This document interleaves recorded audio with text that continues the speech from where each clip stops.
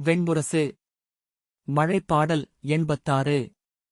பகுதி 17. புதிய காடு. வாசிப்பது சந்தீப். புஷ்பவதியின் சமவெளிக்கு பர்ஜன்யபதம் என்று பெயர் இருந்தது. பனிமலைகளில் இருந்து மழை இறங்கி கீழே செல்லும் வழி அது. ஃபால்குன மாதம் முதல் மழை தொடங்கும் காலம். 5 நாட்களில் பனி முழுமையாகவே உருகிச் சென்று மறைந்தது. பின் 7 நாட்கள் வானத்தின் சூழ்நோவு நீடிக்கும் என்றனர் முனிவர்கள். மழை பெய்யப் போகும் தருணம் நீண்ட இரவும் பகலுமாக மடிந்து சென்று கொண்டிருந்தது. அதிகாலையிலேயே குகையின் மரப்பட்டை கதவுக்கு அப்பால் வெளி வெண்ணிறத்திரை போலத் தெரியும். திறந்து வெளியே வந்தால் ஒவ்வொரு பொருளிலும் வண்ணமாக மட்டுமே வெளிப்படும் ஒளியாலானதாக இருக்கும் இயற்கை. பனிமலைகளின் வெண்மையை கண்கூசாமல் ஒவ்வொரு அலையும் மடிப்பும் வழிவும் சரிவும் கரவும் தெரிய துல்லியமாகக் காண முடியும். மலைச்சரிவின் செம்மண்ணும் புல் எழுந்த வளைவுகளும் கீழே ஓடும் புஷ்பவதியின் உருளைக்கற்கள் சூழ்ந்து நீரும் துல்லியமான வண்ணங்கள் கொண்டு பொலியும் நேரம் அது. விழிகளின் மீதிருந்து மெல்லிய தோல்படலமொன்று உரிந்து சென்றது போலிருக்கும். ஒவ்வொரு இலைநுனியையும், மலர்களின் புள்ளிப் பிசிர்களையும், பறவை இறகையும், நீர்த்துளியையும் பார்த்துவிடலாமென்று தோன்றும். காலை கனத்து மதியத்தை நெருங்குந்தோறும் மலைச்சரிவுகளில் ஒளி குறைந்து வரும். மலைநிழல்கள் மறையும். சிகரங்கள் மேல் முகில்கள் ஒன்றை ஒன்று முட்டியும் தழுவிக் கரைந்தும் சிரிந்து சுருங்கி வளைந்து எழுந்தும் வந்து சூழ்ந்து கொண்டு மெதுவாக கரைந்து மடிப்புகளில் வழிந்திறங்கத் தொடங்கும். முதல் இடியோசைக்காக முனிவர்கள் எரியேற்றப்பட்ட வேள்விக்களத்துடன் காத்திருப்பார்கள். வானம் அதிர்ந்ததுமே இந்திரனைத் துதிக்கும் வேதநாதம் எழத் தொடங்கிவிடும். சோமத்தை உண்ட தென்னெருப்பு நாவிழுந்து நடமிடத் தொடங்கும். பின்னர் வானில் அதிரும் இடியோசையையே தாளமாகக் கொண்டு வேதம் முழங்கும். ஃபால்குனத்தை இடியின் மாதம் என்றனர் முனிவர்கள். மலைச்சிகரங்கள் வாள்களைச் சுழற்றிப் போரிடுவது போலிருக்கிறது என்றான் பாண்டு.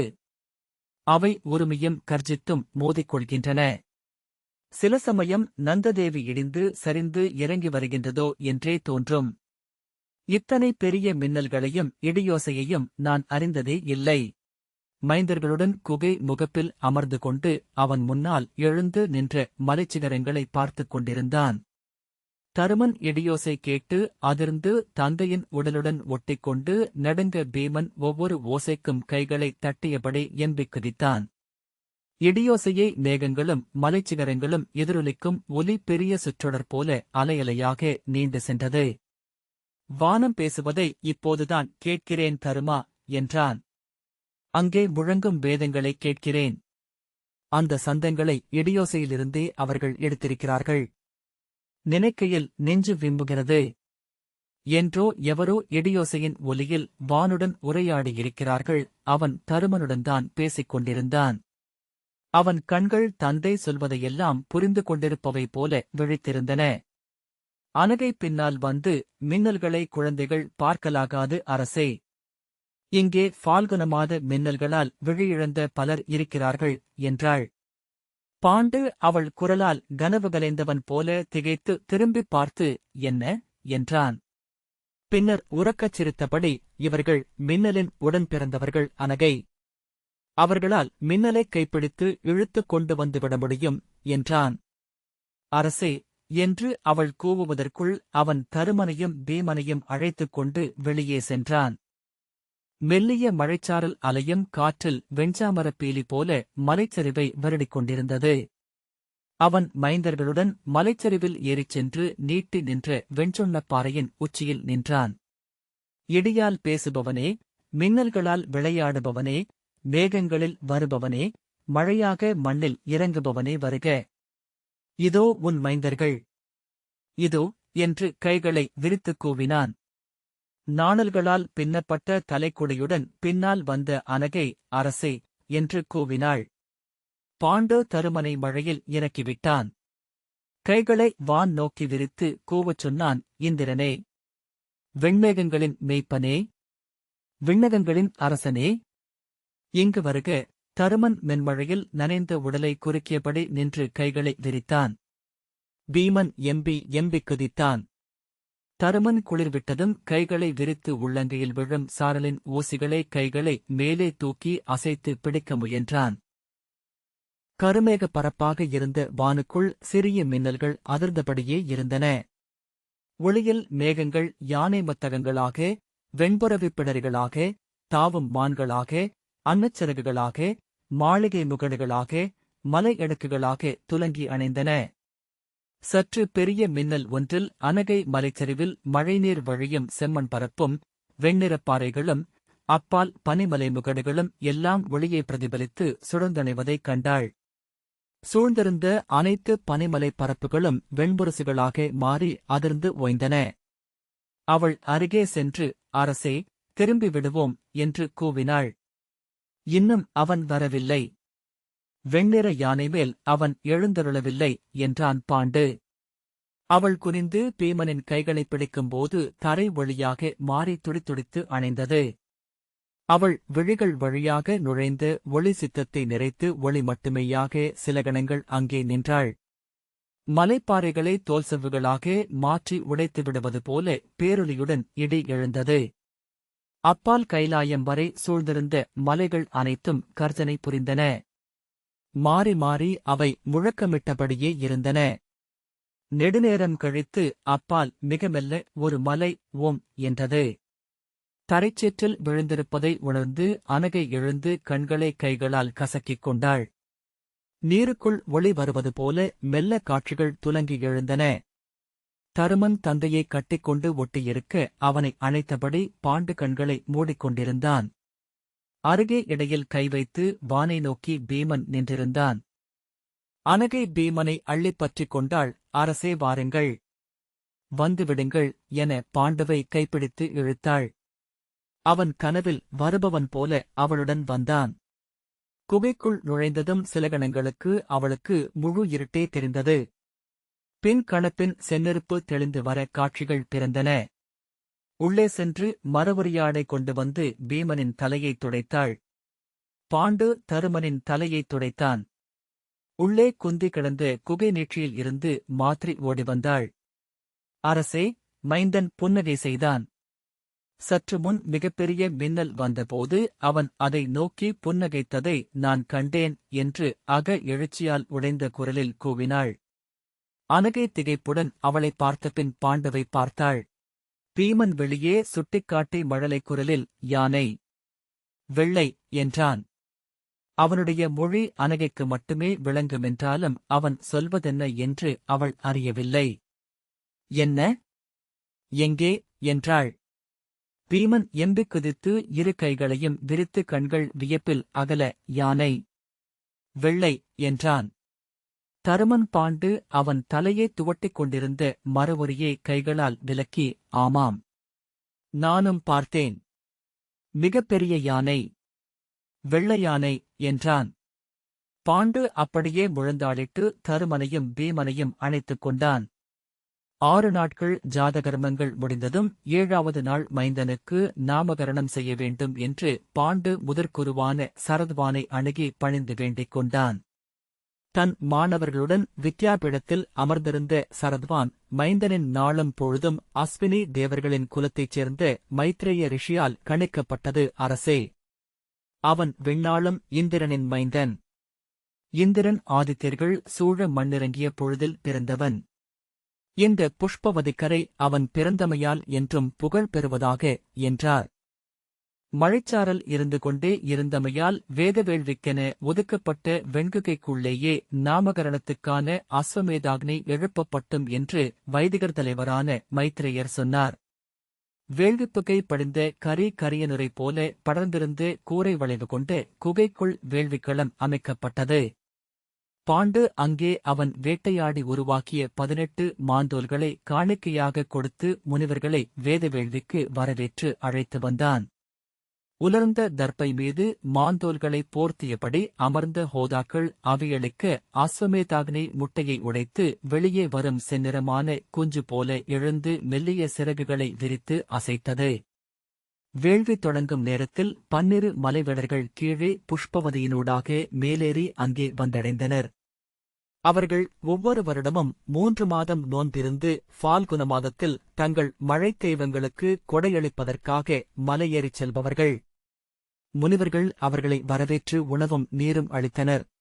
அவர்கள் முனிவர்களுக்காக மரக்குடுவையில் கொண்டு வந்திருந்த பூசைக்குரிய பஞ்சகந்தங்களான பச்சை கற்பூரம், குங்கிலியம், கஸ்தூரி, புனுகு, சவ்வாது ஆகியவற்றை அளித்து வணங்கினர்.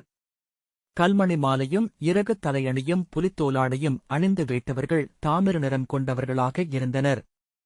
அவர்களின் கண்கள் மிகச்சிறியதாக சுற்றிலும் வெந்து சுருங்கியது போன்ற தோலுடன் இருந்தன. அவர்களின் அரசனாகிய தீர்க்கன் உயர்ந்த செங்கழியின் இறகைச் சூடியிருந்தான். மெல்லிய மாந்தோலாடையில் கரிய வைரம் போன்ற மைந்தன் கொண்டுவரப்பட்ட போது அவர்கள் 12 எழுந்து மும்முறை தலைவணங்கி வாழ்த்தினர். தலைவன் கொம்புப்பிடி போட்டு தன் குத்துவாளை மைந்தனின் காலடியில் காணிக்கையாக வைத்தான். வேள்வி முகப்பில் பாண்ட மைந்தனை மடியில் வைத்தபடி அமர இருபக்கமும் குந்தியும் மாத்திரியும் 2 மூத்த மைந்தர்களையும் மடியில் வைத்துக் கொண்டு அமர்ந்து கொண்டார்கள். நெய்யூட்டி எழுப்பப்பட்டு அஸ்வமேதாகினி வேதத்தை கேட்டு நடமிட்டது. வேள்விச்சாலைக்குள் எரிகுளத்துக்கு அருகே தேவதாரு மரம் நெய்யூற்றப்பட்டு குங்கிலியம் பூசப்பட்டு நின்றது. மைத்ரேயரும் அவரது மாணவர்களும் மைந்தனின் இறை தந்தையான இந்திரனை அழைத்து அதில் குடியேறும்படி கோரினர். வேள்வித்தீ எழுந்து எழுந்து தாவியது. அதன் சிதறல் ஒன்று சென்று தொட்டதும் இந்திரன் தேவதாருவில் ஒளிமிக்க சிவந்த சிறகுகளுடன் எழுந்தருளினான். முனிவர்கள் கைகூப்பி ஓம் ஓம் ஓம் என்றனர். 7 வகை சமித்துக்களாலும் 12 வகை அன்னங்களாலும் 4 வேதங்களாலும் இந்திரனை மகிழ்வித்தார்கள். அந்த நாமகரண விழாவில் தனுர்வேத ஞானியான சரத்வான் மைந்தனை தன் வலத்தொடையில் வைத்து தன் முன் மணி, பொன், ஏடு, மலர், கனி, கூழாங்கல், புல்லிதழ் ஆகிய 7ஐயும் வைத்து கண்களை மூடி தியானித்தபின் கைகளை நீட்டி ஒன்றை எடுத்தார். தன் கையில் வந்த புல்லிதழை நோக்கிய பின் திரும்பி, தேவி, ஆதிபிரஜாபதியான பிருதுவுக்கு மைந்தனாகப் பிறந்தவன் அந்தர்தானன். அவருடைய மைந்தன் ஹாவிர்தானன். ஹாவிர்தானனுக்கும் தீக்ஷணைக்கும் மைந்தனாக பிராசீனபர்ஹிஸ் பிறந்தான். அவனே விற்கலையின் பிரஜாபதி. பிராசீனபர்ஹிஸ் புலரியின் பொன்னொளி கதிரான சுவர்ணியை புணர்ந்து பெற்ற 10 மைந்தர்களான பிரசேதஸ்களிலிருந்து வளர்ந்தது தனுர்வித்தை. அது மெய்மையை அருளி மானுடனை வீடு பேரடையச் செய்யும் என்பதனால் அதை தனுர்வேதம் என்றனர் முன்னோர். அரசி, பிரசேதஸ்கள் விளையாடுவதற்கென்று பிராசீனபர்ஹிஸால் உருவாக்கப்பட்டதே அர்ஜுனப்புல். அவரது பொன்னொளி மண்ணில் பட்ட இடங்களில் பொற்கதிராக அது முளைத்தெழுந்தது. தனுர்வேதத்தின் முதல் ஆயுதம் அதுவே என்றார். பிரசேதஸின் கரங்களில் வில்லாகவும் அம்பாகவும் ஆன அர்ஜுனப்புல்லை வாழ்த்துவோம். இதோ உன்மைந்தனை எண்ணி நான் எடுத்தது அதுவாக உள்ளது. இவன் வாழ்நாளில் மணிமுடிகள் இவன் பாதங்களில் பணியும். பாரத வருஷமே இவன் வெல்வதற்காக காத்து தவமிருக்கும். 8 திசையிலும் மங்கையர் இவனுடைய மைந்தர்களுக்காக காத்திருப்பார்கள். மாபெரும் குருநாதர்களை அடைந்து ஞானங்களனைத்தையும் கற்பான். மெய்ஞானியொருவனின் அருகமர்ந்து ஞானத்தைக் கடப்பதெப்படி என்றும் அறிவான். ஆயினும் இறுதிக்கணம் வரை இவன் கையிலும் தோளிலும் அமர்ந்து துணை வரப்போவது இவனுடைய அம்பும் வில்லுமே. அவற்றில்தான் இவன் ஆன்மா அமைந்திருக்கும். இவனை வாழ்க்கையெங்கும் இட்டுச் செல்லப் போகும் அவையே முக்திக்கும் இட்டுச் செல்லும். ஆதிவில்லம்பின் பெயரையே இவனுக்களிக்கிறேன். இவன் இன்று முதல் அர்ஜுனன் என்றே அறியப்படுவானாக. அர்ஜுன புல்லை அவன் கையில் வளையலாக அணிவித்து அவன் காதில் அவனுக்கு அவரிட்ட பெயரை அழைத்தார். அர்ஜுனன் என்ற பெயர் ஒலித்ததும் முனிவர்கள் ஓம் ஓம் ஓம் என முழங்கினர். இந்திரமைந்தன் அர்ஜுனன் புகழ் ஓங்குக என்று பிரம்மசாரிகள் வாழ்த்தொலி எழுப்பினர். விஷ்ணுவில் தொடங்கி விசித்திர வீரியன் மைந்தன் பாண்டு வரை அவனுடைய வம்சவரிசையைச் சொல்லி அவனை அவன் மூதாதையர் வாழ்த்தட்டும் என்று ஏகத கௌதமர் வாழ்த்தினார். பாரதவர்ஷ மன்னும் அவனை வாழ்த்தும்படி வேண்டி துவிதிய கௌதமர் வாழ்த்தினார். விண்ணகத் தெய்வங்கள் வாழ்த்தட்டும் என திரித கௌதமர் மலர் கொண்டு வணங்கினார். வேள்வியின் ஹோதாக்கள் மாறினர். அரசே, மைந்தனுக்கு உணவூட்டிய பின் தாங்கள் மட்டும் இங்கே திரும்பி வரலாம். கையில் கட்டியிருக்கும் தர்ப்பையை கழற்ற வேண்டாம் என்றார் மைத்ரேயர். குந்தி மைந்தனை தூக்கிக் கொண்டு எழுந்தாள். அவனை நோக்கி அர்ஜுனா அர்ஜுனா என்றாள். பாண்டு கரிய நிறம், கரிய மலர்ந்த விழிகள். இவனை நான் கிருஷ்ணன் என்றே அழைப்பேன் என்றான். வேறெந்த பெயரையும் நான் சொல்ல மாட்டேன். என் கருமணி முத்து அவன். அவ்வளவுதான். அது மட்டும்தான் என்று உணர்ச்சியால் நடுங்கும் குரலுடன் சொல்லி அவன் சிவந்த உள்ளங்கால்களில் குனிந்து முத்தமிட்டான். நான் அவனை பார்த்தன் என்றே அழைக்கப் போகிறேன். எனக்கு அவன் பிருதையன் மைந்தன் மட்டும்தான் என்றாள் மாத்ரி சிரித்துக்கொண்டு. பாண்டு பார்த்தன். ஆம், அதுவும் நல்ல பெயர்தான் என்றான். அக்கா, அவன் பிறப்பதற்குள்ளேயே அவனுக்கு பாரதன் என்று பெயரிட்டு விட்டார்கள் என்றாள். அவ்வழியே நெய்யுடன் சென்று மாண்டூக்யர் சிரித்தபடி, அரசி, அவன் பாரதம் என்னும் அன்னையின் தவப்புதல்வன். காலந்தோறும் அவனுக்கு பெயர்கள் பெருகிக் கொண்டே இருக்கும் என்றார். அவர்கள் வெளியே வந்தபோது மழை நின்றுவிட்டிருந்தது. இலைநுனிகள் குனிந்து குனிந்து ஒளித்துளிகளை சொட்டிக் கொண்டிருக்க தொலைதூரத்து மலைச்சரிவுகளில் எல்லாம் ஈரம் பளபளத்தது. மலையிடுக்குகளில் யானைத்தந்தங்கள் போல நூற்றுக்கணக்கான அருவிகள் முளைத்திருந்தன. கரிய ஒச்சிப்பாறைகள் வெள்ளி உத்தரியங்களை அணிந்தவை போல வழியும் ஈரத்தில் மின்னிக் கொண்டிருந்தன. கனவு கண்டு விழிக்கும் விழியுமைகள் என மிக மெல்ல மேகவாயில் திறந்தது. சூரியனின் மேல்வட்டம் ஒளிவிடும் கூரிய விளிம்புடன் எழுந்து வர அனைத்து ஈரப்பரப்புகளும் ஒளிகொண்டன. கண்கள் கூச பாண்டு பார்வையை தாழ்த்திக் கொண்டான். அருகே நின்றிருந்த செடியின் இலைப்பரப்புகள் ஒவ்வொன்றும் ஒளிகொண்டு மின்னுவதைக் கண்டான். மீண்டும் மழை வரும் அரசே என அனகை அவனை அழைத்தாள். இளவரசருக்கு உணவூட்ட வேண்டிய நேரம் ஆகிவிட்டது. யானை உருமுவது போல வானம் ஒலித்தது. பெருமுரசொன்றின் தோலில் கையால் வருடியது போல எதிரொலி எழுந்தது. மெல்லிய வெண்டூசாக மழை பொழியத் தொடங்கியது. நீர்ச்சிதர்கள் பீமனின் தலையிலும் தோளிலும் மலர்களின் பூமுள் போல பரவி நின்றன. குந்தியின் கூந்தலிழைப்பு சிறுகளில் சிறிய பளிங்கு மணிகளாக ஆயின. மாத்ரி அதோ என்றாள். அவன் என்ன என்று கேட்க அவள் குதித்துக் கொண்டு அதோ அதோ என்றாள். குந்தியும் வியப்பொலி எழுப்பிய போதுதான் அவன் வானை நோக்கினான். வடக்கையும் தெற்கையும் இணைத்தபடி மிகப் பிரம்மாண்டமான வானவில் ஒன்று எழுந்திருந்தது. அவன் அது கனவா என்றே ஐயுற்றான். அத்தனை துல்லியமான பேருருவ வானவில்லை அவன் கற்பனையிலும் கண்டதில்லை. அனகை, பர்ஜன்யபதம் வானவில்லுக்கு புகழ் பெற்றது என்றார்கள். இங்கே உள்ள தெளிவான வானம் எங்குமில்லை என்றாள். தருமனை தூக்கி இந்திரதனுஸ் என்று பாண்டு சுட்டிக்காட்டினான். பீமன் அதை வளைக்க முயல்வது போல தன் இரு கைகளையும் விரித்துக் காட்டினான். ஆ என்று மாத்ரி கூவினாள். இங்கே இன்னொன்று. இதோ. மறுபக்கம் பனிமலைகளுக்கு மேல் இன்னொரு சிறிய வானவில் எழுந்திருந்தது. அதோ. அங்கே ஒன்று என்று அவள் கைகளைக் கொட்டியபடி கூவி துள்ளி குதித்தாள். அக்கா. நிறைய வானவிற்கள். இதோ. குந்தி புன்னகையுடன் கண்களின் ஓரத்தில் கண்ணீர் துளிர்த்திருக்க வானை நோக்கிக் கொண்டு நின்றாள். மேலும் மேலும் வானவிற்கள் எழுந்தன. எல்லா மலையுச்சிகளுக்கு மேலும் வானவிற்கள் நின்றன.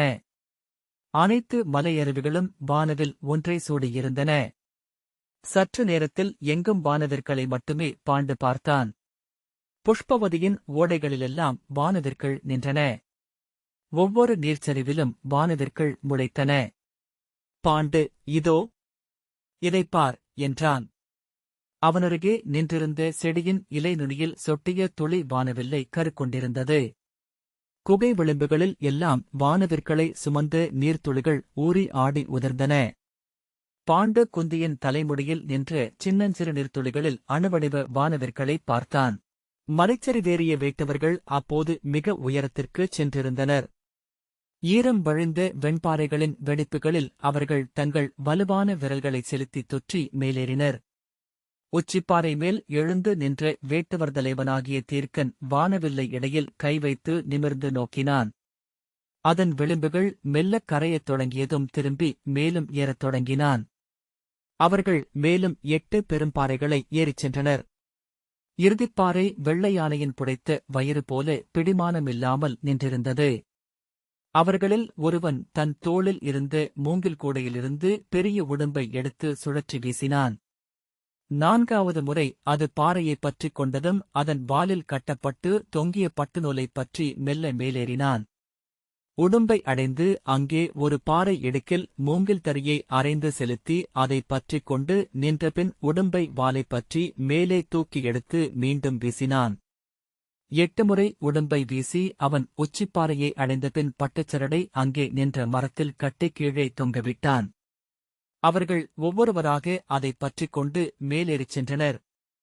ஓய்வெடுத்தபின் மீண்டும் மேலேறிச் சென்று தெய்வங்களின் குகைகளை அடைந்தனர்.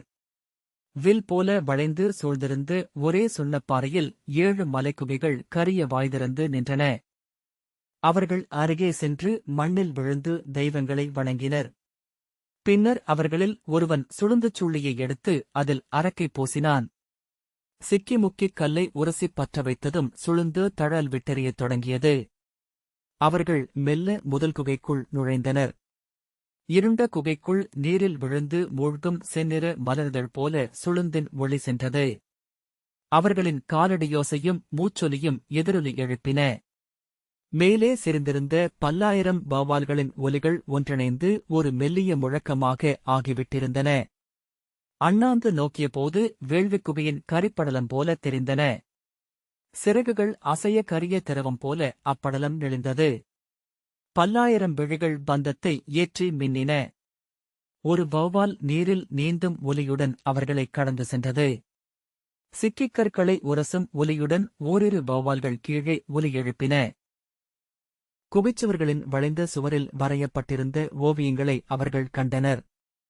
வெண்கோடுகளாலும் காவிநிறக் கோடுகளாலும் வரையப்பட்ட சிறிய சித்திரங்கள். குனிந்து மேயும் திமிலெழுந்த மாடுகளின் வரிசை. கிளைப்பின்னி விரிந்த கொம்புகள் கொண்ட மான்கள். அலைகள் போல பிடரி பறக்கப் பாய்ந்தோடும் குதிரைக் கூட்டங்கள். பெரிய கோரைப்பற்கள் வாய்க்கு வெளியே நீண்டு நிற்க வாய் திறந்த புலிகள். பந்த ஒளியில் அச்சித்திரங்கள் திரைச்சீலை போல் அலை பாய்ந்தன. பாண்டு மீண்டும் வந்து வேள்வி பீடத்தில் அமர்ந்து கொண்டான். வேள்வி முடிந்ததும் மைந்தன் பிறந்த வேளையைப் பற்றி சரத்வானின் மாணவர்களாகிய கனகனும் காஞ்சனனும் சேர்ந்து எழுதிய ஃபால்குனம் என்னும் சிறுகாவியத்தை முனிவர்கள் கூடிய அவையில் வாசித்து அவையேற்றினார்கள். குகை நடுவே பெரிய தாழைமலர் கொத்து போல நெருப்பு நின்றறிய அதைச் சுற்றி கூடியிருந்த முனிவர்களின் முகங்களும் செந்தழலென அலையடிக்க அக்காவியத்தை வாசித்தனர். யுகசந்தியை நிறைவுறச் செய்ய இந்திரன் கருணை கொண்டான். அதன்படி இந்திரனின் கருமுத்து மண்ணில் இறங்கியது. விழிதிறந்து ஒளி எழுவது போல அவன் கருவறை விட்டெழுந்தபோது அப்போது மேகங்களில் இடியென மலையடுக்குகளுக்குள் இருந்து உடலிலே குரலெழுந்தது. குந்தியே, இவன் வீரத்தாலும் ஞானத்தாலும் சமன் செய்யப்பட்டவனென்று அறிவாயாக. விஷ்ணுவுக்குப் பிரியமான தோழன் இவன். சிவனுடன் வில் பொருதி அவனை மகிழ்விக்கப் போகிறவன். அக்னிக்கு விருந்தளிப்பவன். இருண்ட நாகங்களை அழைப்பவன். என்று வழியாத பெரும்புகழை பெறவிருப்பவன். குந்தி கைகூப்பி வணங்கியபோது ஆனந்தக் கண்ணீர் அவள் அணிந்திருந்த மணிமாலையை விட ஒளிமிக்கதாக மார்பில் வழிந்தது. ஃபால்குன மாதம் புனிதமடைந்தது. அது இனி அவனாலேயே அறியப்படும். ஸ்ரீமுக ஃபால்குன வேளை உத்தர நட்சத்திரம் ஒளிகொண்டது. அவன் வரவுக்காகவே அவ்வேளை யுகங்கள் தோறும் காத்திருந்தது. அவன் பிறந்தபோது தானா, அரியமா, மித்ரன், வருணன், அம்சன், பகன், இந்திரன், விவஸ்வான், பூஷா, பர்ஜன்யன், த்வஷ்டா, விஷ்ணு என்னும் 12 ஆதித்யர்களும் தங்கள் பேரொளிக் கதிர்களை விரித்து விண்ணில் தோன்றினார்கள். விண்ணகம் தேவர்களால் நிறைந்தது. மைந்தனின் எழில் காண 11 ருத்தர்களும் செந்நிறமான பெருக்காக கீழ்வானில் எழுந்தனர். அஸ்வினி தேவர்களும் அஷ்டவசுக்களும் எழுந்தன. அப்சரஸ்களும் தேவகன்னியர்களும் ஒளிர்ந்த மேகங்களில் நடனமிட்டனர். விண்ணக முனிவர்கள் வேதநாதம் எழுப்பியடி அவர்களுடன் சேர்ந்து கொண்டனர். அவர்கள் வீசிய மஞ்சளரிசியும் மலர்களும் ஒளிவிடும் மென்மழையாக விண்ணிலிருந்து மண்ணுக்குப் பொழிந்தன.